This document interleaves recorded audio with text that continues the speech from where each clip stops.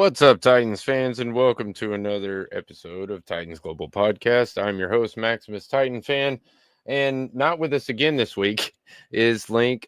Still adjusting to being a new dad, which that took me more than just a couple weeks to adjust to, so we'll see how it goes. But with us tonight is a very special guest, Jake Robertson. If you have not watched our show for a long time, you might not know who he is. But if you have watched my show for at least 6 months or more, then you already know who he is. But Glory Day Sports, dang it, I'm having a hard time for some reason. I didn't write it down. What's the podcast? I'm sorry. A Morning Glory show, live every Thursday morning, 7 a.m. Central Standard Time. Me, B. Will, and Jonathan Miller breaking things, all things Titans, just like we are over tonight. Yeah, it's a really good show, you guys. I have definitely turned it into one of my regular spots. I watch that and a couple other shows I've mentioned on here many times before. So what's going on, guys? Nice to see you in there. We're going to talk about player grades tonight. Not that exciting. We talked about the offense last week, so we're going to talk about defense this week. Obviously, we'll talk about other crap as it comes up. So get in the chat. If it's your first time with us, like and subscribe. If it's not, share. If there's anybody that needs a little more Titans in their life, what's up? But anyway, on to the stuff. So I had a revelation this week while looking up stats. I thought it was weird that by the way, if you didn't watch last week's show, I only grade players that are under contract to be here next year. So if they're on a 1-year contract, there's a lot of players that I don't grade, is basically what I'm saying. Because a lot of them I don't expect to be here next year. But anyway, when I was looking up the safety position, Amani Hooker, I think, is the only safety we have under contract for 2025. Which I think is kind of weird. And also, obviously, I think we talked about it a little bit before the show. You brought up the fact that Mike Brown is a restricted free agent. But we both agreed that doesn't change anything about the position. So anyway, Monty Hooker, I gave him a grade of a C. He played a lot for us this season. He was available, and his QBR rating was 68.4 when targeted, so that's nice. However, he was a liability in the run game, but he did get us 5 interceptions as well. Although, again, the way I grade on these is a curve. I expected more from Amani Hooker this season than what I got, so I'm a little disappointed, but I still gave him an average grade for the season. What's your thoughts? Yeah, so Monty Hooker, I think you look at that position, obviously he's got to be one of the leaders on that defense. You bring in Denard Wilson and all this newness around with Chidobe Awuzie and L'Jarius Sneed. They obviously don't stay healthy, but you really needed a cornerstone in that back third. And it was so hot and cold throughout the season. There was moments where Monty Hooker looked like the best player on the field for the defense, and then other times he looked like one of the worst. But being as long tenured as he is, you would expect more. I mean, it's him and Harold Landry. Those are your two guys that should be leading that with Jeffrey Simmons. And maybe he's lost a step potentially as he progresses through this age. And coming out of Iowa, he was never regarded as a highly athletic safety. And once you lose a step of that, it's a very slippery slope. And we saw it with Kevin Byard as Titans fans. And as they go into that eclipse of their career, I think he's still serviceable. I don't think you're building around him, but you can put him out there and he's going to be able to man up on a tight end. He can cover that deep third. If you follow the Morning Glory show, like Lou Man in the comments, Louis Chesney, definitely recognize that name. He'll know B-Will he hates Amani Hooker, and he did long before the season started. I find myself somewhere in the middle. I think you could give him a C+, B- grade and just say, this is status quo. Be average out there. Don't lose us the game. But there were so many times where he did take terrible angles in the run game and people were able to slip out to the outside and take it 6. There's a play in my brain that I can just see, but I don't remember who it was against. But yeah, that safety room in general, I mean, obviously, Quandre Diggs was okay and very serviceable, very similar to Amani Hooker before going down to injury. Then you have Jamal Adams that just didn't pan out. It's unfortunate. They just had to release him because he's not getting snaps. He probably wasn't healthy as he hasn't been. You got little guys in there like Daryl Worley and Mike Brown and Julius Woods that kind of came in at spurts and times. And between Worley and Mike Brown, there was promise. But at the end of the day, this safety room is missing dogs. And Denard Wilson has touched about that even in his opening press conference a year ago. He wants disciplined assholes with grit. And right now, I don't think we have that in the safety room, and we were missing that all last season as well. So it has to be addressed in a considerable manner coming into this next year. Yeah, and I said it a couple times in the offseason. He plays more like a strong safety, but he doesn't hit like a strong safety. And like you said, sometimes he takes those terrible angles in the run game, which does not make him a very good strong safety. But my point is that they keep putting him at free safety. I think he would do better at strong safety, but no, I don't know. Now that he's getting a little older, like you said, I think he might have lost a little bit of a step. But I do think he's still serviceable for this year, and I don't think he's, insanely overpaid or anything like some of the other people on our team. So let's move on. Again, I said, I don't grade anybody but who's under contract for next year, and Hooker's it. That's it. So, yeah, moving on to cornerbacks. The first one I'm going to talk about was super fucking disappointing. I cannot believe that I got the production that I got out of this guy, L'Jarius Sneed, man. And I'll be honest with you, dude, unless he comes back with like an amazing attitude and a fucking stellar game to back it up, I don't think I'm going to like this dude. I don't like the way he came in. I don't like the way that he played his worst game and then kind of got an ankle injury and then hung around for questionable status for like 3 weeks and then went on IR. I mean, it was just a sloppy operation. And I don't know if that was part of the front office's sloppy operation or if that was just him trying to figure out if he still wanted to play or not, or how much, or I don't know. But it bothered me. So I gave him an actual F, and it's availability. The number one stat in the NFL is availability. How available are you? Can you play all 17 games, 16 games, whatever? So I gave him an F. I don't know. What do you think, Jake? I see it pretty differently. He did have that worst game before going down to injury. I think he would be in a solid B for me just because this is a guy, he's PFF and how they grade cornerbacks. It's based on targets, and going into that, he's never going to have a great PFF grade. And he hasn't been, even when he's been standing on the mountaintop, maybe as the best quarterback in the entire league in years past. This is a guy that only allowed 100 receiving yards throughout the season. No, he didn't play all games. Only allowed 1 touchdown, played primarily in press, shadowed number 1 receivers when he was out there, played in a new system with Denard Wilson as a first-time play caller.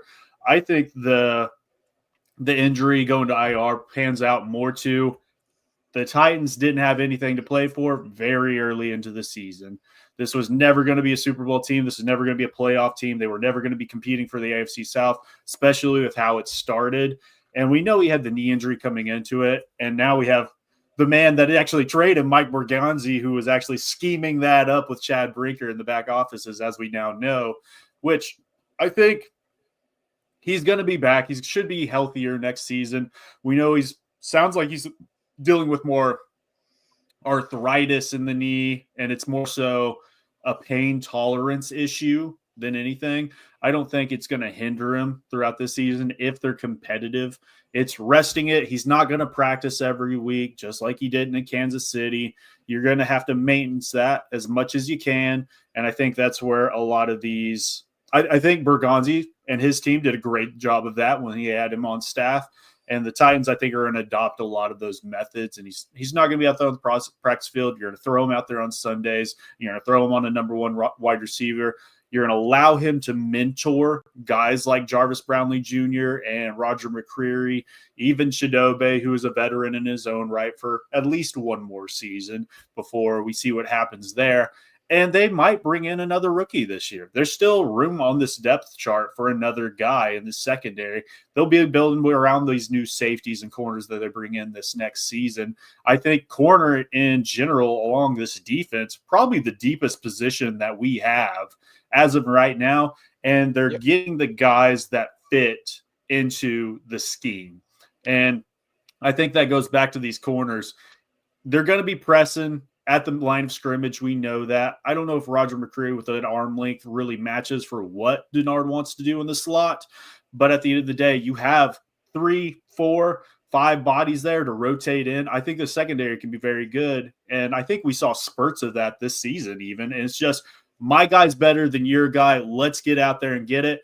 And not having a pass rush was a hindrance all season. The 30th ranked pass rush in the entire NFL, tied with the Carolina Panthers in sacks generated. If you don't have a pass rush, it doesn't matter how good your corners and safeties are, because you can only cover for so long before you're giving up the big plays and giving up those long touchdowns, as we saw once those injuries started accumulating with guys like Awuzie and Snead. Yeah, absolutely, man. I mean, it works both ways. You know, you get covered sacks and you get you get help from your D line as a coverage guy. So, yeah, I don't know. I was just a little more disappointed. Awuzie, I actually gave him a little bit more credit. I guess I gave him a C average.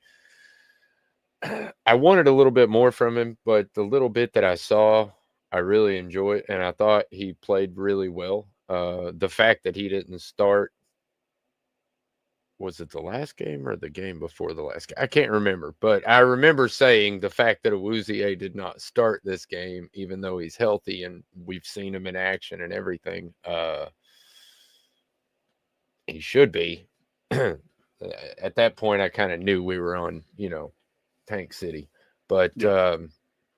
The last game was almost, comically obvious that we were tanking. They were like, oh, yeah, we're going to play both our quarterbacks in a rotational pattern. Mm-hmm. Basically, if one guy gets on a roll or gets hot, we're just going to take him out because we don't want to win. And, I mean, it worked out. It really did. It worked out the best possible way it could, I guess. I was joking earlier this season about hoping that we had like a third or fifth pick. I'd be happy. Anywhere between there, anywhere in the top 10, I'd even be happy. But to make the absolute number one, and it's not like we're completely riddled. I mean, like you said, our cornerback's actually pretty deep. The linebackers, not super deep, but decent. Edge rush sucks. Defensive line's decent though, especially on the interior side of it. So I feel like we got some good ground lay. I 100% agree. This team is much more talented than a team that should be picking number one overall. Yeah. There's a lot. There are key pieces on this team, specifically like Tavondre Sweat and Jeffrey Simmons, one of the best interior defensive line. And I'm sure we'll talk about them here in a little bit. And then you can get into guys like Chidobe and Legarius, and then you can hop on the other side. They got Peter Skoronski, J.C. Latham, one of the best left sides, I think, in the future. So they've got pieces to build around. It's just adding more talent there and giving Brian Callahan, Denard Wilson, and this team more pieces to build around. You're close. You just need a few more. You got to sprinkle those sprinkles on top. I agree. I agree that we're a lot closer than a lot of people give us credit for. But one of the shining parts of my season this year was Jarvis Brownlee Jr., man. I was so impressed with him. Great pick by our former GM. But anyway, I gave him a B. I thought he did really well. He did have a 104 QBR when targeted, but he also played 911 snaps as a rookie. Mm-hmm. So, and a rookie cornerback or wide receiver in this league, especially one that's taken. Was he the 5th round? I think he was 5th round pick, right? 5th round. Yep. Especially one taken in the 5th round, does not expect to see action. Nevertheless, an entire season of action. And not only did he hold his own, but he was physical, nasty at the line of scrimmage. Did not get burned that often. After watching Christian Fulton for a couple years, it really is nice and refreshing to see somebody like Jarvis Brownlee Jr. come in and really help out with the run game in a secondary that doesn't really do well with the run. But that's my 2 cents on him. What do you feel about Jarvis, man? Jarvis Brownlee, he's got the dog in him, like we talked about earlier. He's got that fuck you mentality. He's going to get in your face. He's a little bit undersized, but he's going to pop you in the fucking mouth and say, hey, I'm running through you if you're throwing a screen my way, and I'm making the tackle. He's got that big playability. This is young L'Jarius Sneed. That's all it is. And for Titans fans that are following the draft, I recommend going and checking out Quincy Riley over there at Louisville. Same mold. It was actually better than Jarvis Brownlee coming out, but stayed for one more season. So go watch his tape as well. Same mold. He's going to come in probably around that 4th, 5th round. Just sold out at the Senior Bowl this past week as well. We'll probably get to see him in that game tomorrow, I'm pretty sure. But I love his tape as well. And going back to grading Jarvis Brownlee, if I'm just comparing him to a guy like Chidobe or Roger or L'Jarius, I mean, he played at a lesser extent to those guys, but he's a rookie. So you have to grade him on that curve as a 5th round rookie, Yep. like you said. And if I'm just going off that, it would be A, 100% A. If I'll I'm give you just that saying, 5th round, yeah. Yeah, this is a hit. This is a steal. This is a guy that maybe in Chidobe, we'll see if he stays healthy next season. We'll see if L'Jarius stays healthy next season.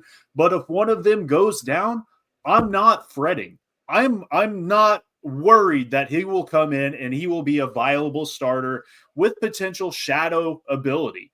That secondary is going to be very good next season, as it was this year. But him just taking one step closer, one step higher, he's up there in that upper echelon of these corners that were taken in the 1st or 2nd round. But like you said, you got him at a bargain. You got him at a discount price. And this is a guy I anticipate being with the Titans for a very long future, as long as Denard Wilson is on staff, 110%. Yeah. You got to be happy if you're Denard Wilson, man. And speaking of which, well, let's go ahead and finish up the defensive backs. Then I'll ask you about that. But Roger McCreary didn't wow me this year, but did a very serviceable job. I feel like it was pretty average, maybe a little above average. So I gave him a C plus. Looking back on it, I should have gave Brownlee Jr. a better grade. I'll not fib there. I kind of screwed the pooch on that one. But he deserves at least a B plus. I hate giving out A's, but you're right, man. As a 5th round pick, that's pretty ridiculous. But anyway, he got no interceptions, like 4 pass defense, 652 snaps, and 101 QBR when targeted. That's Roger McCreary's numbers. Not great, but again, serviceable, good rotational corner. So again, I give him a C, maybe a C minus. But there you go. What's your thoughts on Armac or whatever you want to call him? I see him very similar to, say, Jarvis Brownlee and what he can bring to the team. Arm length, he's got T-Rex arms. We've known that since he was coming out of Auburn. I think he's a very good slot defender. And for what the Titans are trying to do, even for a slot to be able to press you at the line of scrimmage, I think is very good. I think he has great athleticism, and he's got that fight in him like a Jarvis Brownlee or L'Jarius Sneed. He wants to hit you, and he shows up on tape. He pops from time to time and can throw in that big hit. With that arm length, you're never going to see – and how the Titans play defense, none of these corners are going to be 5 interception guys. They're not dropping back into zone, No. waiting for those underneath routes and then pouncing on it. They're going to get in your face and they're going to try to swat the ball at the last second and try to stay very close to you. And they're playing more so the receiver than the ball. So you're never going to see a lot of that, which is why the turnover differential was so bad for the Titans this season. We're not taking the football away a lot. And then you've got a guy like Will Levis on the other side who's giving it out like pancakes. It's not going to be a good recipe for success, but the Titans do a good job of getting off the field when they can stop the run game, which was probably their biggest issue this season. You're allowing people to churn out yards like the Green Bay game, like Detroit, and then all these other games that progress through the season. If you could establish the run, you were probably going to beat the Titans pretty significantly. So I anticipate it growing, but these corners, I think all of them do a pretty good job of wrapping up and fighting to get downhill and make tackles for loss and wrapping up when their guys do catch the ball. So I'm happy with Roger McCreary. Like I said, probably a C+ish grade. Can push it into the B range, I think, next season. But I have also said that probably the last 2 years as well. And he just hasn't taken that next step just yet. So maybe one more year with Denard, and he does. But it's one of those ones I'm hoping for. I think he has the ability for. It just hasn't come to fruition just yet. All right. So I had an off-script question. I did not plan for this, just something that popped in my head while we were talking about the defensive backs. But Chris Harris left, his contract was up, I should say, and it was reported that he had no interest in returning to the Titans. And that's our defensive backs coach. So I was interested to know if do we have a defensive backs coach? Did I miss Not that on signing? staff as of yet, and I'm sure they're looking deep into that. I don't think there's really a guy that's currently on staff that's going to hop into that. I know we've got Steve Jackson who coaches the safeties. Maybe he can come in as that passing game defensive coordinator for you, kind of like Chris Harris was. He's very respected in what he's done, and he's been in the league for forever. So that would be an in-house hire. They might go look outside. I know Denard's got the connections to Baltimore and the Jets and a lot of these other good secondary teams, we'll say. So I anticipate him probably bringing in one additional guys. They'll bring in somebody to coach corners. I don't know the extent of what that guy's going to look like, but we look at guys that they're bringing in this already, like – we'll talk about the front office here in a little bit, but just the coaching staff, you get rid of the black hole, which was our special teams coordinator, and you bring in John Bones Jones, John Fassel, who is regarded as one. I mean, this guy got a head coaching job off of being a coordinator for special teams. It may have been in relief of his actual head coach, but that shows how much respect he has in the space. So I think they're going to look for a guy that fits what they want to do, and they're probably going to go to Denard first and be like, hey, what do you want out of your corners, and who do you think coaches that style the best? And he's going to go get his guy. So I'm very interested to see what that hire looks like. I don't think they're in a hurry by any means, though. Chris Harris, very respected in his own right. There was times when Scott Bowen was not doing the best job, in my opinion. And I was saying, hey, if you get rid of him, bring in Chris Harris and let him be the coordinator, because I think he's very similar in that Denard Wilson mold.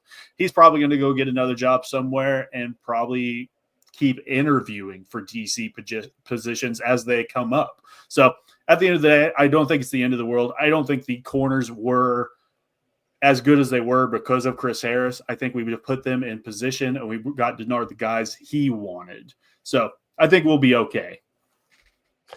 All right. Well, dang it, you answered the second part of my question before I even got to answer or ask it, but that is great. I'll be honest, man.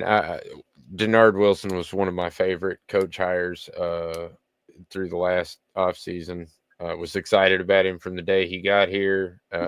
Once I started seeing what he put on the field, I was even more excited. So, although I think Titans fans just have PTSD. Yeah, and the safeties, I think, will come around. We just didn't have talent. I think at the end of the day, Denard Wilson is going to be a great coach. He's got to make some adjustments in game, which I think Brian needs to do as well. And you bring in a guy like Scott Cohen that kind of helps officiate that and give you better advice in that game planning and those analytic situations, the play calls for those. I think Denard and Brian and crew all take one step forward next season, and we'll see a completely different coaching staff out there on the field, or it's going to feel like a new coaching staff for sure. Right on. All right, let's move on. Linebackers, only the inside ones.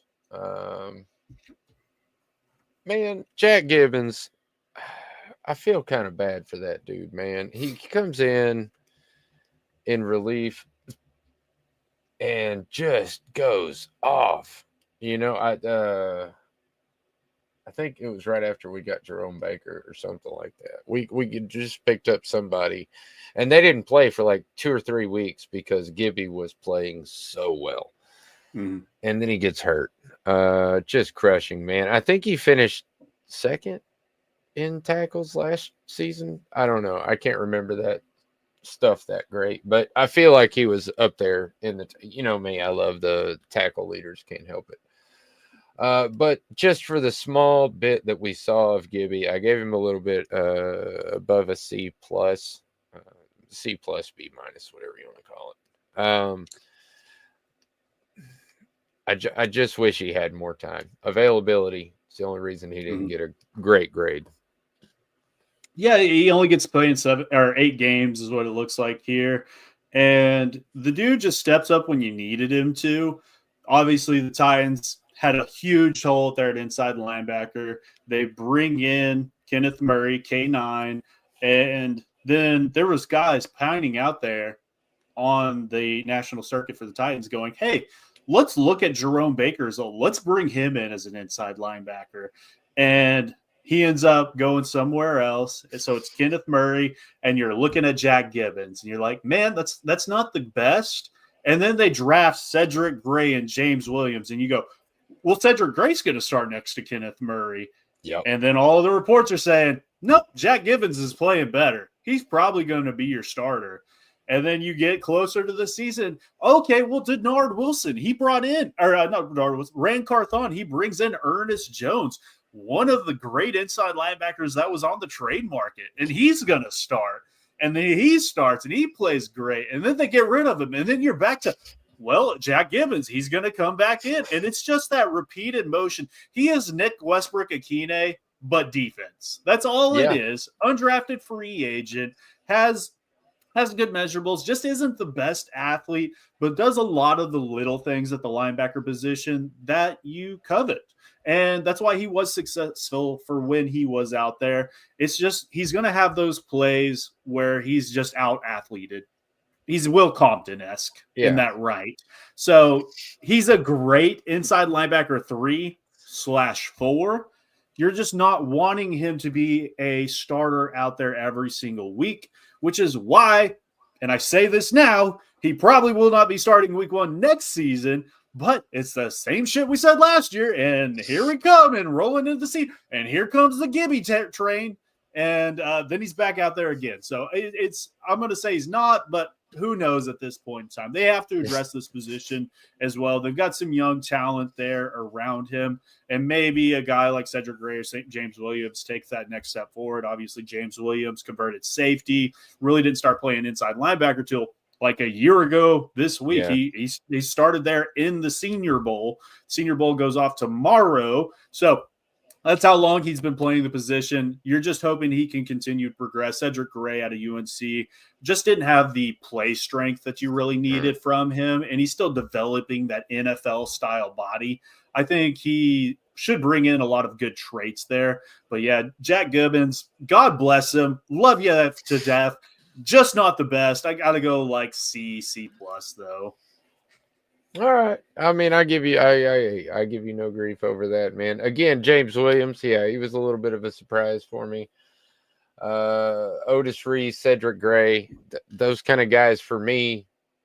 Other than Otis Reese, I gave him a little bit of love, but it's just because all 3 of those guys were really limited this year. I actually gave Cedric Gray the lowest grade out of all of them, but that's because when he came in, when he was drafted, like you said, we were expecting him to get the green dot, and to be the starting guy, and he wasn't. He was beat out by Kenneth Murray and Gibby, which is insane, dude. You got beat out by a 2-year undrafted free agent, but he was playing on fire. Like 14 sacks in one game, then 12 sacks in the next game or something. I mean, he was on fire there for a little while.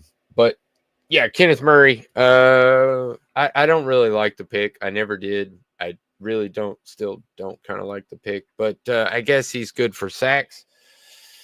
He did get 4 of them. I don't know. He played a lot. Definitely a liability in pass coverage, man. That's my big thing. Guy is just 131 QBR when targeted. That is just insane. I don't know. What's your thoughts on Kenneth Murray? So I'm not going to take my hat off and turn it around, but it's got a big O and U on it. Boomer Sooner all day long. Kenneth Murray, obviously coming out of Oklahoma, goes to San Diego there for a little bit before they moved to LA. I think he started in San Diego before they went to LA. But then it eventually ends up not having a great start to the career. Doesn't fit that Brandon Staley defense really well.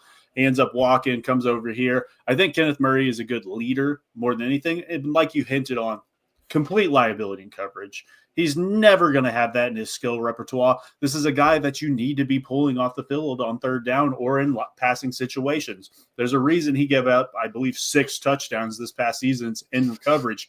You're putting him situations to lose. And maybe my biggest gripe with Denard Wilson was I saw it several times this past year where the running back or the tight end flexes out wide to the perimeter, and you have Kenneth Murray out there trying to guard somebody. And I think the first 2 times we got away with one, but I remember one of those, he just got dusted for 6. And you can't have that. So I think when you talk about a guy like James Williams and Cedric Gray, like we talked about earlier, James Williams, former safety over there at Miami, transfers down to linebacker. He should have some coverage skills. Wasn't his best attribute, but I think he's better than Kenneth Murray. And then you got Cedric Gray, who was actually pretty good in coverage. Pretty good, yeah. So that's a guy you're hoping to develop into that right. And Jack Gibbons has those long arms, finds his way into passing lanes. Not a guy you want man coverage by any means, but you can allow him to drop into zone. So I think you bring in one additional piece to help build that room with them this draft, this next free agency, one of the two. I think this is a very deep linebacker group for this draft class. Not a lot of top end talent. I don't think there might be even one inside linebacker that's drafted in the first round, but that round 3 through 7, really, there is quality backers all throughout the draft that fit what we're needing to, like a Kareem Reed out of Utah that had a great Senior Bowl. I've covered, I think, 50 inside linebackers and running backs already via draft. There is some talent out there to be found. And I think you're going to get a guy coming in maybe the 6th or 7th round that'll outperform James Williams or Cedric Gray even this season. So I definitely think they're going to bring in some talent. I think Mike Bergonzi is going to look at that. I think you should be drafting a inside linebacker or running back almost every single year because there's so much talent deeper into the class deeper into the draft because it's not a coveted position. And there's a reason you don't pay linebackers top tier money and you don't pay running backs top tier money. You can argue for the top of the top, the Derrick Henrys, Kirsten McCaffreys of the world, the Fred Warners, but you're not paying that for top end or mid tier talent, which there is a lot of them to be found. So I'm very excited to see what this inside linebacker class or group looks like going into next season because I can guarantee Titans fans it's going to look vastly different from what it did this year. Yeah, that is for sure. We're going to see a lot of change, I think, from this year to next year, though. Roster turnover, much like we had last year, where we saw quite a bit of roster turnover. I think that rounds out the inside linebackers. Edge or outside linebacker, however you want to call it. Harold Landry, I guess, is, since he's the premier guy, we'll talk about him first. But for me, it's just disappointing. 890, or excuse me, 878 snaps, 9 sacks, 30 pressures. Just not enough. Not enough for the premier guy making $17.5 million. That's all I'm saying, dude. Either take a pay cut or pick up the pace. One or the other. Yeah, I 100% agree. I mean, this is the longest tenured Titan on this team. Drafted in 2018. The last time the Titans drafted an edge within the first 2 rounds, which I think is the reason why the Titans are so bad at rushing the passer. You aren't spending picks on premium positions, unfortunately. And when you account for, not like you said, 9 sacks on the season, which I believe is going to be the leader amongst our entire team, and you account for the money he's being paid, this is a solid D for me. And I only say I would say D plus, because this is a serviceable Robin. He has the ability to be a cleanup artist, but he's never gonna be a edge one. And we only got tricked into it as Titans fans based off that one season where he's playing a wide 9 and he ends up kicking. He had lots of stunts and generated pressures just based off his speed. And when we stopped doing that and just said, hey, you're the guy now, go beat that tackle in front of you, he couldn't do it. He can be a very good Robin. He'll never be Batman. He will never be Batman. And he's only slowing down. The injuries catching up to him. He's only going to continue to age. Father Time comes for all. It is undefeated. So he gets 9 sacks this season. You're crossing your fingers as Titans fans, hoping he gets to 9 sacks next season, because I would be more willing to bet it's 7 and then 5 and then he's off the team. It's very unfortunate, but you have to address the edge position. I think it is the biggest hole on this entire team across the board. Agreed. Weakest, 100%. Absolutely. I mean, yeah, I don't know. I was really frustrated with Landry, man. I had big expectations this offseason. And he started kind of hot, I mean, I think the first 3 games he had a sack in each game or something like that. I was like, hell yeah, man. He has his spurts. He'll put together a 2 to 3 game stretch and then go back into his hole. He's like the groundhog. Counter move. He's a good speed guy, and he can get around you. But if he can't beat you with his speed, you got him.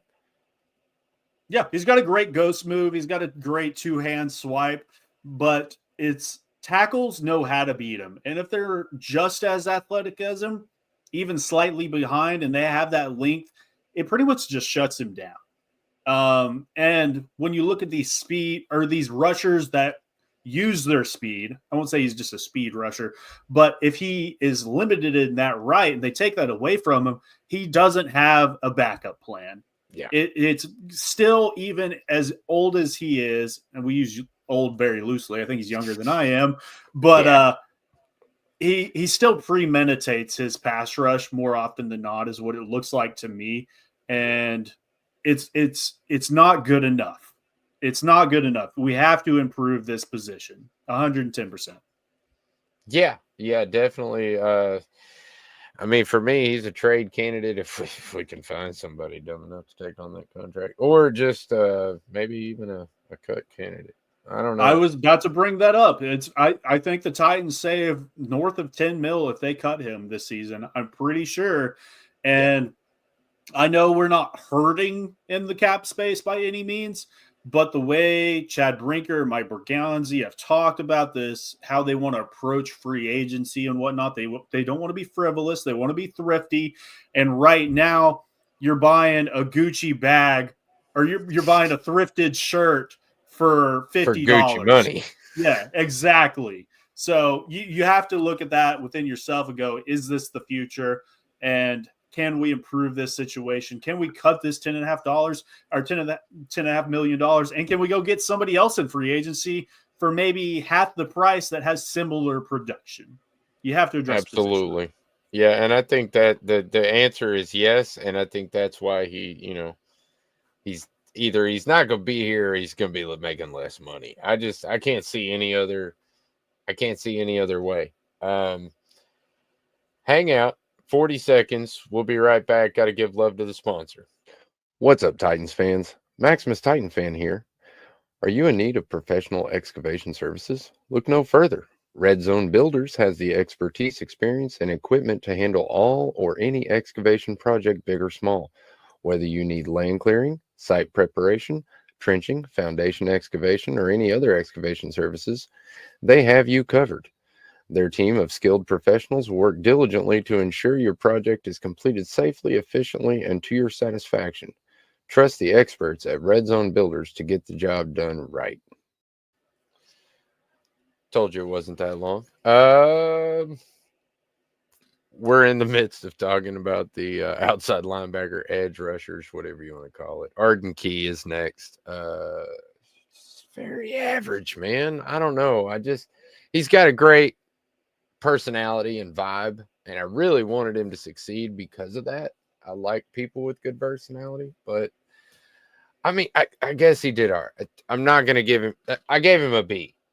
I know I'm talking bad, but it seemed like he wasn't doing very well all season, And then I look back on the numbers and I'm like, well, I don't know, man. If I'm bitching about Landry only getting 9 sacks and 30 pressures and 878 snaps, why am I pissed off that Arden Key has 7 sacks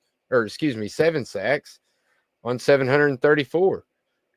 I mean, got 150 less snaps there, and he's got 2 less sacks. So those numbers are pretty close. And plus, Key had 2 forced fumbles and more pressures. So I I don't know. think I don't know why I'm so hard on Key, but I don't know. I don't like it.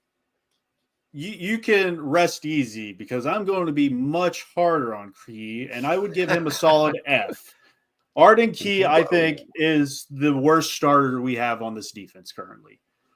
He is a great locker room guy, like you said. He's even liked some of our videos from our show. So I'm not gonna bend over to that bias though, by any means. Arden Key has the ability, he's undersized. That's the biggest thing for him, which Yeah. he can use that speed to his advantage at time, which is why he has these sacks that do occur. I mean, 7 still not great by any means. The pressures still aren't there, but it's when you're looking at what we have in the room already, you're gonna go, well, that's not bad. But when you look at other teams, you go, oh, that's not good. That's not good at all. That's really bad actually. But Arden Key is a liability in the run game. Worst run defender on the team by far. And that's what gets him this bad grade for me. And what we talked about earlier, if a Titan or the team could stop the run, they usually had success on the defense. If you didn't, they didn't do well. You know why they didn't do good? It was Arden Key. Arden Key was the reason they didn't do good. A lot of the times they could not protect the edge, and they allowed Green Bay to run at him time and time again, and it just kept happening.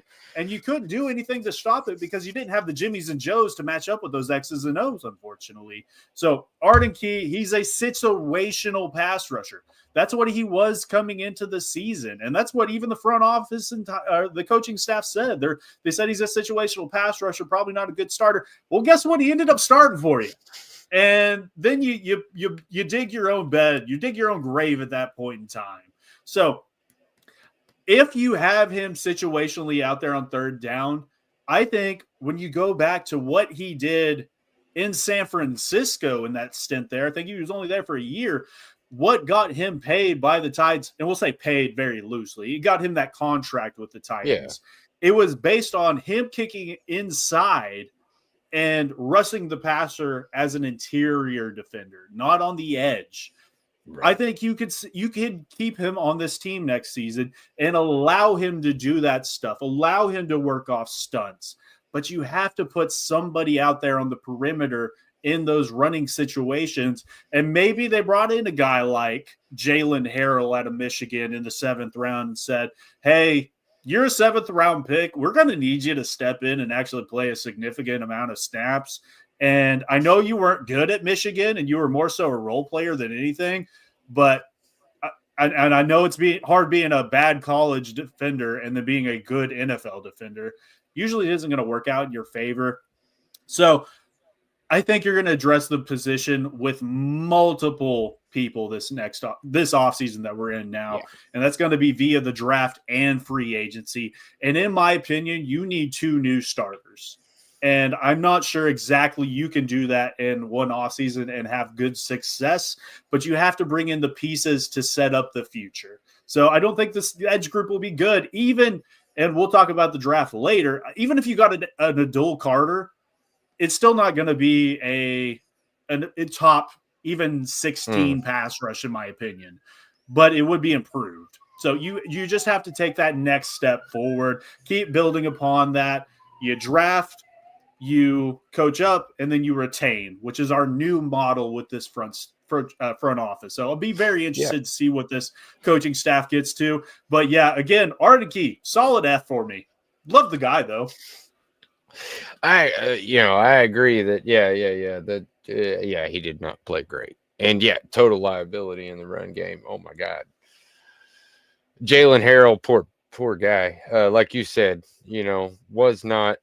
You don't expect to play a significant role, 286 snaps when you're that guy. So I didn't even grade him. I just brought him up because he's going to be on our team next year. 0 sacks, 0 forced fumbles. I think he had like 5 pressures. Basically nothing. I don't mean to be mean to the guy or anything, but like you said, he wasn't great in college. You can't expect to be great in the NFL. But only time will tell. He's got a couple more years, I think, or at least next year before he's cut or gone. Anyway, yeah, he'll have another season on the team. You'll allow him to grow a little bit. He's a good locker room ad. And I mean, you grab a guy that was on a national championship team as a starter on the defense. He just didn't have the production there. And with that Wolverines defense, you're hoping that maybe it was just too much talent around him, and you're hoping that trickled down to you. So I think he has the want to be a good player. I just don't think he has it physically in him, but you're hoping to get him and bring in guys that do have the talent, and he can stand next to them and work on that stuff too and push them to be a better player. So at the end of the day, I think he's going to be on the 53 next year, and you're not going to see – if you're seeing more than that 286 snaps, like you mentioned earlier, that's probably not the best, but it doesn't mean he can't contribute on special teams and be a core SP for you. So I'd be perfectly fine at that. But yeah, he's not a starter on the edge, even in the run game, unfortunately. And you certainly don't want him resting the passer. So there's just not a key spot for him just yet. But he's going to continue to develop. Yeah, and we're gonna end the grades with the best part of the defense, or the best part of the defense, from my opinion, is the interior defensive line. We got Jeffrey Simmons, which we all know is good, even in an off season, because his stats were not what they should have been. And a lot, even people say that he took some plays off. I don't know if I want to go that far, but even if he did take some plays off, he was still the highest graded player by PFF on the team. He was still one of the best interior defense. Well, I won't say one of the best. He's the top 10, top 15 defensive lineman in the NFL. I gave him a B, 5 sacks, 1 forced fumble, 45 pressures. I think that ranked him like 8th or 6th or something.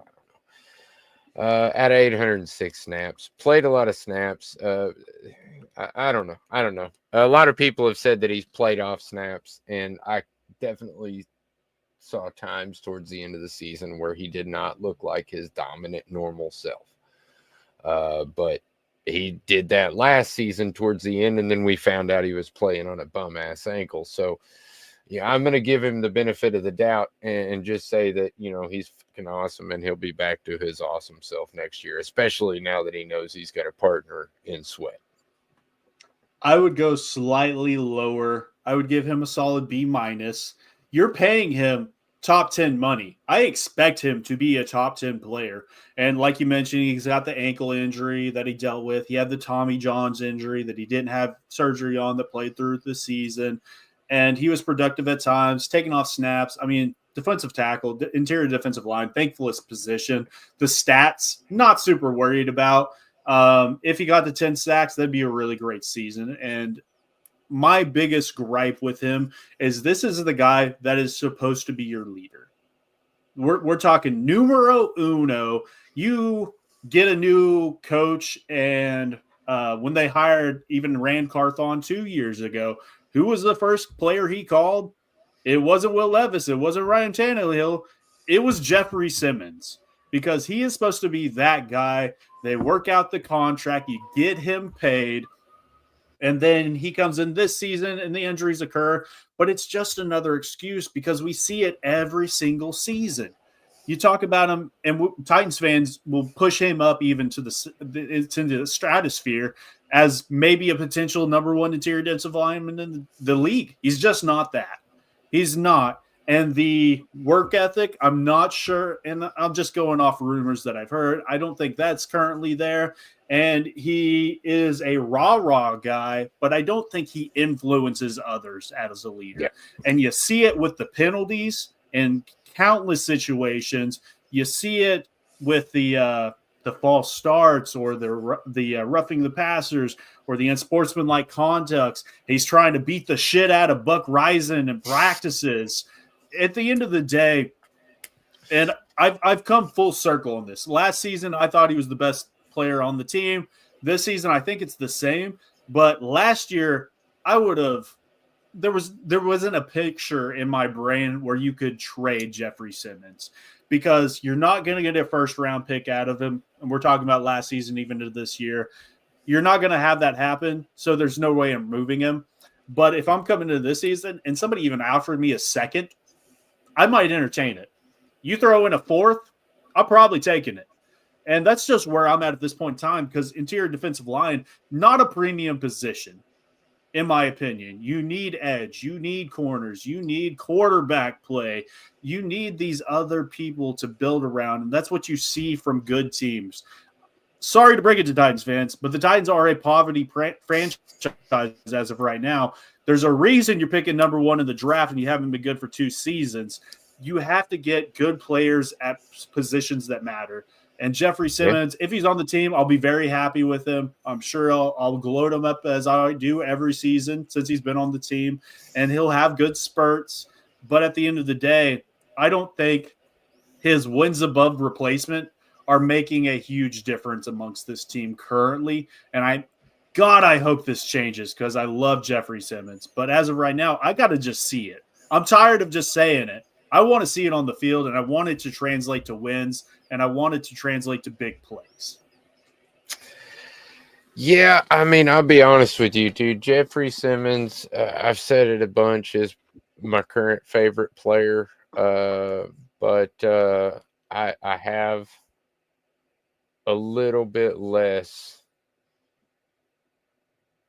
I don't know what you want to call fervor, I guess, towards him, just because I feel like, I do feel like he's maybe taking a couple plays off and, maybe not doing, especially towards the end of the season. Just kind of disappeared at times. His sweat was outperforming him. But anyway, I love Jeffrey Simmons. I'm not trying to take anything away from him. Still a great player, just disappointing. And I should caveat that the man inside the helmet, love him to death.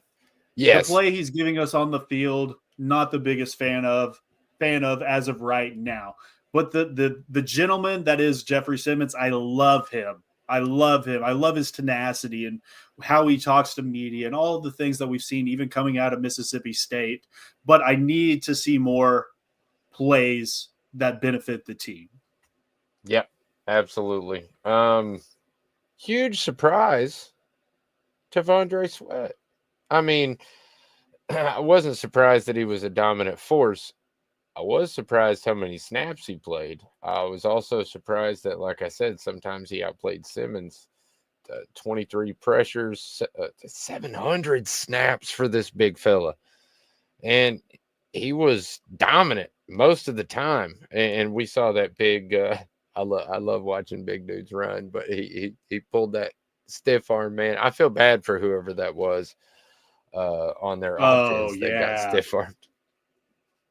But it was not. It was nice. It was nice to watch. I gave him a B plus. Again, dude, it's so hard for me to give an A. Like it really is. You got to do something just really super special for me to get an A. But God, right there, man, he should probably have an A. I'll give him an A minus. How about that? I'll give you an A minus. Sweat. I like it. I will go B plus. I think he was very good, respectable as a second round pick. Wasn't the biggest fan of the pick once it was announced. We Right. had Teron Davenport on the show like the week before the draft, I remember, and he kept bringing up guys like J.C. Latham and Tavondre Sweat. And we talked a little bit about the DWI. I don't think it was a DUI situation, but he kind of dove a little bit more into that. And he's like, this team is really checking him out. You might want to pay more attention. And it really came to fruition. And he was a very good player. And I just pulled up the snap counts for all rookie interior defensive linemen. And like you said, 699 snaps. That was the biggest talk is he going to be able to sit out there for 30 plus snaps a game? He's 380 pounds. He's Yeah. just a run stuffer. He came second. He came in second out of the interior defensive line by one snap. One snap to Braden Fisk, who was taken before him, who in his own right, I believe, oh man, how heavy is Braden? I don't even recall, but significantly smaller than Tavondre Sweat. So this is a guy that's going to continue to grow. Character concerns are not a big problem for me. And like you said, you put in a guy like Jeffrey Simmons or Keandre Coburn or Sebastian Joseph Day next to him. This interior defensive line is great and set up for a great future that's going to continue to improve. So we talked about corners, probably the highest in talent as of right now for me personally. It's very close, and interior defensive line is one step below that. That's what you're building around right now. Yep. So I'm very happy with the interior defensive line and how they performed this year. Yeah, and I'll be honest with you, I didn't even look up to see if we had Sebastian Joseph Day under contract for next year. I don't think we do. I think he's a restricted free agent or something like that. But I He had was to 1 bring or him 2 up years, but I anyway. don't remember. Yeah. Yeah, but I had to bring him up anyway because, dude, man, and I read an article on him being said he was the most improved player over the course of the season. And if you look at his numbers prior, you look at his numbers this year, he has really stepped up. But I made the argument even early in the season that we need to take Arden Key out of the game and insert Sebastian Joseph Day into the game more. And people kept telling me I was a freaking moron because they weren't even the same position. And I'm like, I don't give a shit if they're the same position. I'm talking about putting the best men on the team or on the field. You know what I mean? That are going to defend the ball the best. I don't give a shit if he's an interior defensive lineman or an edge. I don't care. If he can play that part, then he can do it. And I really feel like his numbers could have been a lot bigger had he been given more opportunities. But he did a great job with what limited opportunities he had as a rotational interior defensive lineman. And if somebody doesn't give him a stupid big deal, I feel like we should re-sign him because I feel like he's a great, like I said, rotational defensive lineman.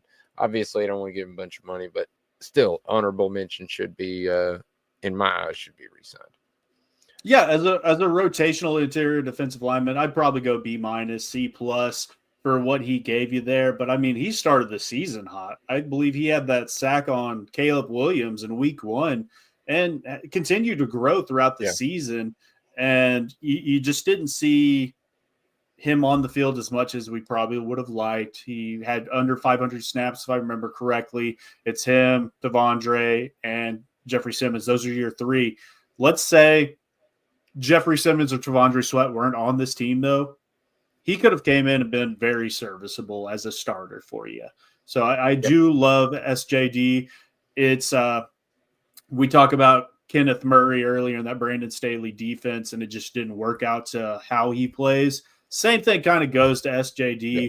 He got paired up there with Aaron Donald to start his career, and there's a reason he got paid when he left there and it got a big contract, because he got to be, again, that Robin, that second guy on the interior, which got forgotten a lot of times, which allowed him to have success. And then he doesn't have success in his next landing spot, which ultimately gets the Titans a very low, very good deal. And I think you saw more of what you saw when he was with Aaron Donald this season, and you can continue to improve upon that. So we talked about it earlier. If you move Jeffrey Simmons, you have to sign a guy like SJD to be that starter next to you. But if you don't, I still don't mind having him in that rotational piece with Keandre Coburn being that Tavondre Sweat replacement when he does come off the field. That gives you a good 1, 2, 3, 4 punch there on the interior. And then you can look at guys like James Lynch, who came in relief at times, and these other key pieces that are rotational, just kind of throw them out there when the other players need a rest, and they're not going to lose you the game on those few snaps that they're on the field. So a very good interior defensive line, in my opinion. Yeah, an honorable mention, Keandre Coburn. He did a very good job at a serviceable rotational defensive lineman, just like you said. That's a great. These 4 guys right here are a good starting team.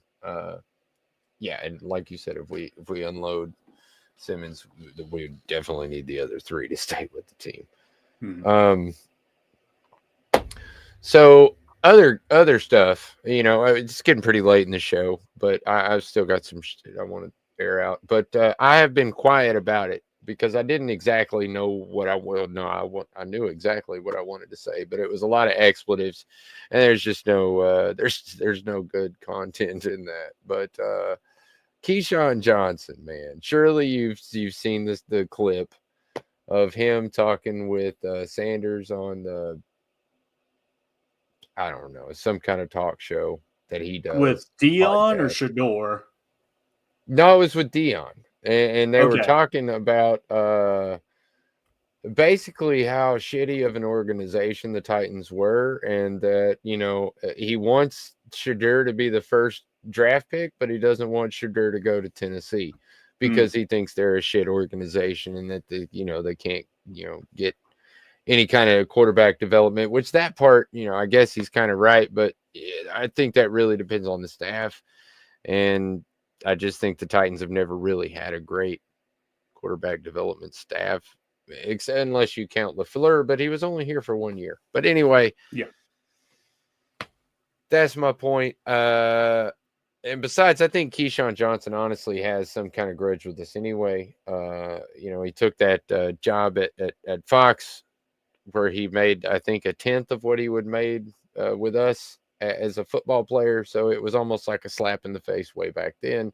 So I lost, any respect for Keyshawn Johnson a long time ago. So it really didn't surprise me that he would say some dumb blasphemous shit like that. And I get it. We are a small market team. And I guess we've made some questionable decisions over the last few years as a franchise. Not going to lie. But I don't feel like that we're such a terrible organization that you shouldn't want players to come play on our team. That's just absolutely silly to me. And then, honestly, if you watch the clip, it looks like Deion Sanders gets really uncomfortable after the first couple things he says. And there's a female on the show. Honestly, I don't watch the show very often, so I don't know who she is, but she tries to steer the conversation in a different direction, and Keyshawn just takes right back off again. But anyway, to hell with Keyshawn Johnson. And what's your thoughts on that? So I actually haven't seen the clip, but I mean, I talked about it earlier. He's not completely wrong in probably that statement. I mean, I call the Titans a poverty franchise just earlier in the show, and I do agree with that. The Titans haven't had a good quarterback since Steve McNair was under center, and that's just the way it is. And before that, it was Warren Moon. That's a big gap in between those two Yeah, it's a stints and large where gap. we are today. But with that being said, the Titans, he's not super. Keyshawn, I'm sure, doesn't have a great understanding of what's happening with this front office and everything. Brian Callahan, highly regarded as a quarterback whisperer, and he talks about his time coaching Peyton Manning and Matthew Stafford and Joe Burrow. He's been around a lot of successful quarterbacks. And when you look about what this team's wanting to do and what Shador does as a quarterback, he struggles with the being under pressure and eluding that within the pocket.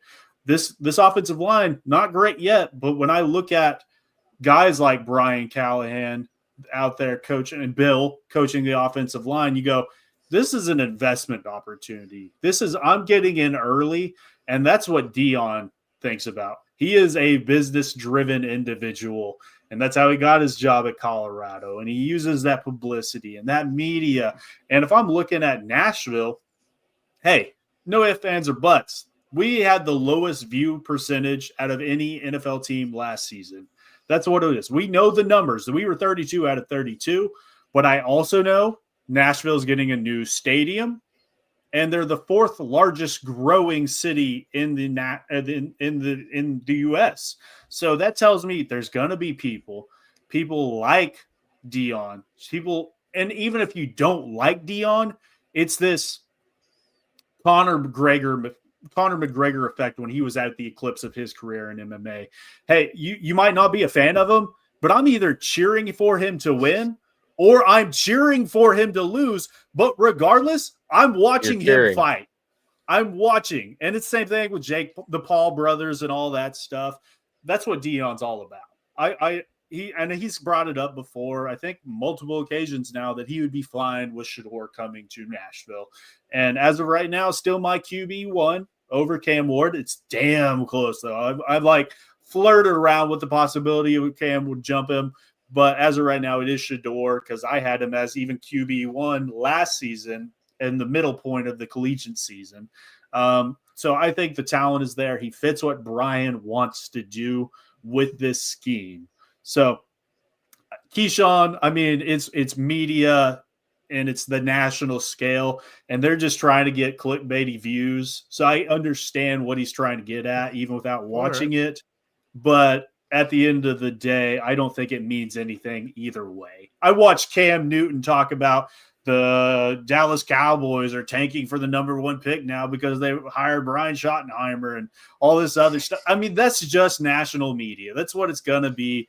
Every single day you turn on ESPN or NFL Network, and there's some good ones out there. I think Mina Kimes does a good job, and there's a handful of other ones on the market, but a lot of it is the Skip Baylesses of the world, where I'm just going to say random shit and hope you don't agree with it, and then you comment, and then 12 other people are going to see that, and they're going to comment, and it's this trickle down effect. It's all about money at the end of the day. Yeah. Yeah, you're 100% correct. It's clickbaity bullshit, but all right. So I think you might have already revealed your answer, but it's the end of the show. I like throwing out who's my first round draft pick of the week. But since you're the guest, I'll let you go first. Who's your pick of the week? So we just had a very heated debate over on the Morning Glory Show. If you didn't check out that episode, go watch last Thursday yesterday's, I guess. I don't know what day of the week it is. But B. Will, Jonathan, very on train for QB at 101. Personally, I've had a changing of the heart. And if I'm going with somebody, if I have the ability to, I'm moving off the 101. I'm looking at the Giants, who have the 3rd pick currently right now behind Cleveland. They love Shador. They can't hide it. They're at the Senior Bowl, dapping him up. They're doing the wrist rocks already. They want to move up. They want to get their guy. And if I'm the Titans and I'm Mike Bergonzi, I am throwing out smoke signals. We love Shador. We love Cam Ward. We're going to take one of these guys, and it's probably going to be the one you want. So you need to come get this pick, and you're not going to get that huge deal like Chicago got a few years ago. But I think you can acquire their first round pick next season. You can probably recoup that third that you've lost this year, Yep. maybe a second. You're going to acquire a good haul for that. This team is lacking talent, even though we talk about this defense having some good key pieces already on the show. But if I can do that and I can leverage that pick next season and go get my guy, maybe you trade back to 3, you get Abdul Carter or Travis Hunter. So the answer to your question, I think right now I'm going Travis Hunter, honestly. And I'm playing them on both sides of the ball. And then I'm taking next year's pick and say, this team is better than they were this season. They get into that purgatory position where they're picking at 12 to 18-ish in next year's draft. Guess what? The Giants, they are lacking more talent than the Titans are. They are going to be in that pick 1 to 5-ish range probably next year as well. And that's when I'm going to look at whoever the next person is up. If it's Arch Manning, if it's Nico Amaliava, if it's any of these guys that are coming out this next season, and I'm sitting there at 5 and 12, I'm leveraging those picks, and I'm the one moving up next season, and I'm getting my guy, and I've built more around him already, which is going to allow him to be more successful. With that being said, though, I'm using this season to go get a free agent to bring in to start over Will Levis. And I'm going, Brian Callahan, are you the fucking guy or not? I need to see life out of you, boy. I'm poking him with the stick. Are you still alive? Do you have what it takes? You don't have to win 8 games, but you have to show something to me to allow me to bring you back next year. Or I'm going to go get a guy and he's going to pick his quarterback next year. That's where I currently stand. But yeah, I trade back Travis Hunter at 3, and we're riding into next year. And hopefully you get a Derek Carr, a Justin Fields, a Russell Wilson, whoever your pick is there. And then maybe you grab a guy later in the draft. I know people love Jackson Dart. I don't really see it, but maybe you bring in a Will Howard, a Dylan Gabriel, whoever. You allow them to kind of come in and see what they have. They might not even make it to the 53-man roster, but who knows? Maybe you get the next Tom Brady or Brock Purdy or whoever the fuck you want there too, and you can at least evaluate them for one more year as well. And Will Levis, God, I hope he's not the starter next season. I'm done with the Will Levis experience, but I have to think about a devil's advocate position. And the dude hasn't had a coordinator for 2 years in a row, I think since high school.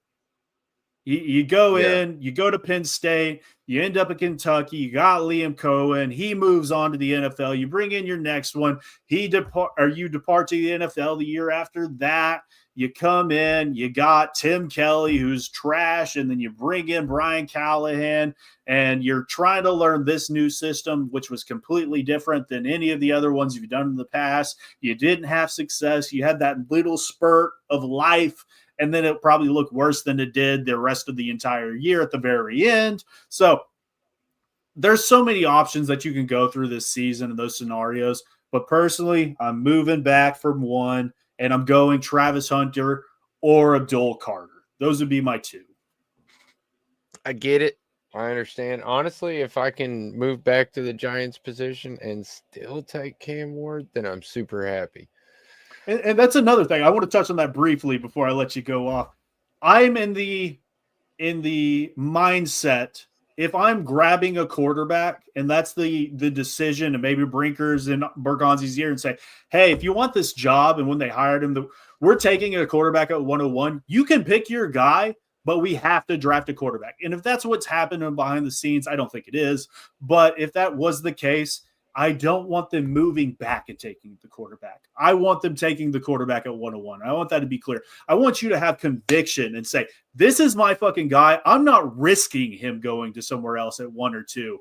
I'm grabbing the guy and I'm riding off. I do going back. I would move back to 3, but if they have conviction on the pick, I'm still going to be happy. But I'll let you continue. Oh, yeah. No, I just, for me, I feel like a lot of people think that, or a lot of people feel that Shedeur is the number 1, and just basing it off pure skill, it's debatable. But yeah, I mean, it looks like he's the more pro ready guy. His footwork is better. His stance is better. His arms, throwing motion. I Arm mean, talent is there's a different. lot that's there's a lot that's there. But for me, Cam Ward represents exactly what I want in a quarterback. God bless. I can't believe I'm saying that. I did really like Cam Ward halfway through the season. And then when he came out, I think it was the Orange Bowl or the Fiesta Bowl or some crap like that. But it was a meaningless It was bowl the game. Pop-Tart Bowl. There you go. There you go. It's a fucking Pop-Tart Bowl game. So they're in the Pop-Tart Bowl game. He comes out. He throws 4 touchdown passes in the first half. Is that right? I believe that's correct. Leaves them, 3 scores ahead of the team and says, you know what? I'm going to sit out the rest of the half. And half the country, or a lot of half Twitter, I guess I should say, roasted this fucking kid for leaving his team or abandoning his team or quitting on his team. And that's just some horseshit, man. I don't know where you guys get off, but when you're talking about possibly going into a career where you could make upwards of 50 to 80 million dollars per year, and it all depends on how you physically are, then you're an idiot if you keep putting that at risk. The fact that he even played in that meaningless bowl game for Miami, they should just be happy with that and should be pissed off more about their shitty defense that lost them more games than that one. Just on my personal preference. And that, I guess, got me on the back of Cam Ward. And I kind of have a thing for Miami anyway. I don't know why. It's like one of my little dark secrets. I I don't really talk 100% about it much. agree in regards to the Pop-Tart Bowl. And just listening to my sparrows in the draft community, he told the coaches ahead of the game that, hey, if this occurs, I'm going to sit out their second half. So they had it on their radar. The Miami coaching staff, the Miami team, they are perfectly happy with what Cam Ward did. It's fans that don't know shit about what they're talking about is the only people upset. So if the coach is happy, and basically what the bowl games have become is if you're not in the running for the national championship and you're in the playoff, more often than not, it's almost a preseason game for next year. You're trying to figure out what next year's quarterback's going to look like. Is that a guy that's going to be liable as a starter for you? Or do I need to look at the portal and bring in another guy? That's all bowl games are now.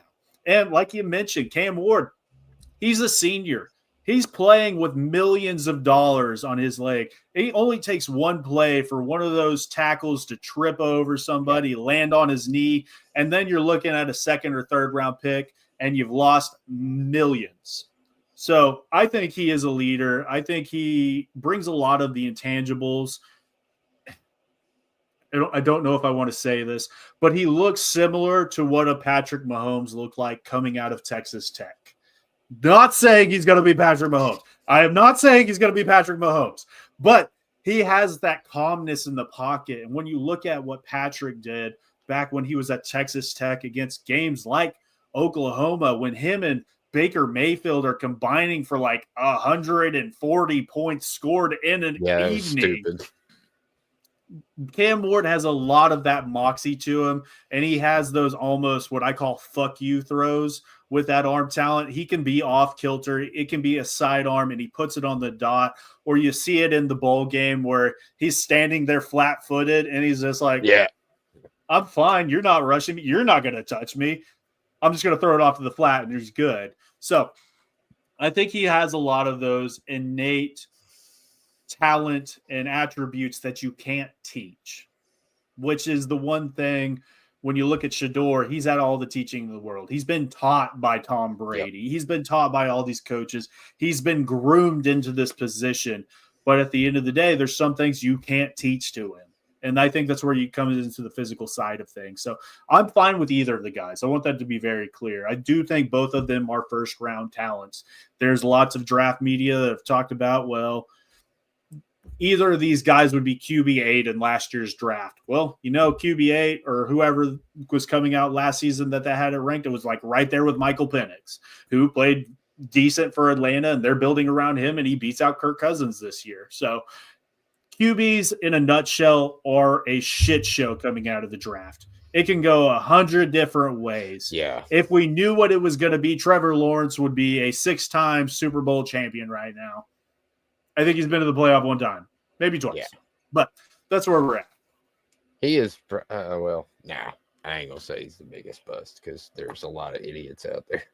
Ryan Leaf and stuff like that. But yeah, I don't know. He's pretty rough. Anyway, that's it, folks. I mean, that's not it completely. Thank you for hanging out with us. If you're new to the show, go like and subscribe on YouTube. That's where we want you to go. But if not, whatever, it's cool. You can go anywhere: Facebook, Twitter, TikTok, as long as it's here. If you haven't yet, go to Twitter, look up Jake Robertson, give the dude a follow for sure. You will not regret it. Good content. And the Morning Glory show, I'll be honest, I've only seen 2 episodes. Hey, we got a lot of bets. We're pretty early in the morning. We're for those early risers. And personally, sure. I mean, my bedtime was 24 minutes ago. We're just trying to keep the energy flowing. I'm trying not to fall asleep on the monitor. But yeah, if you're an early riser, you can check it out live there, 7 a.m. Thursday mornings. Or, hey, go watch it in the future. Those are pre-recorded, too. They keep them posted, so go check it out there, too. Yeah, man, that is exactly what I do. Because I am up that early because I go to work. But, if it wasn't for that, and usually that's all I'm focused on is get up, drink enough coffee to be conscious enough to drive to work. Oh, yeah, I had an energy drink right before this show. I would be asleep right now. I'll give one more shout out, and that's to the Draft Professors. Go check them out. If you are interested in the draft, and as Titans fans, you should be with our pick.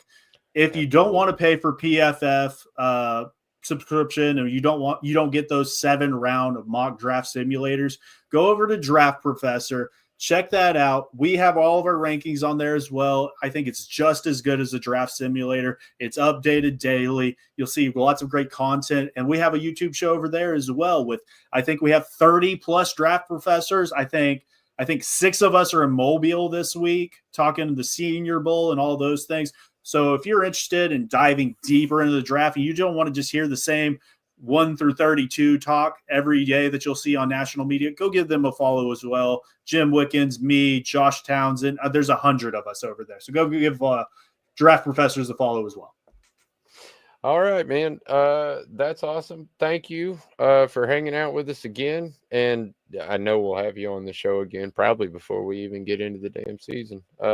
Hey, I'll be a co-host before too long. This is number 5 of time I've been on the show, 4th or 5th. Yeah, I mean, we're getting up there. I was gonna say we're getting up there. Yeah. I think you're one of my most frequents. It would be a tough game between you and Cortland, I think.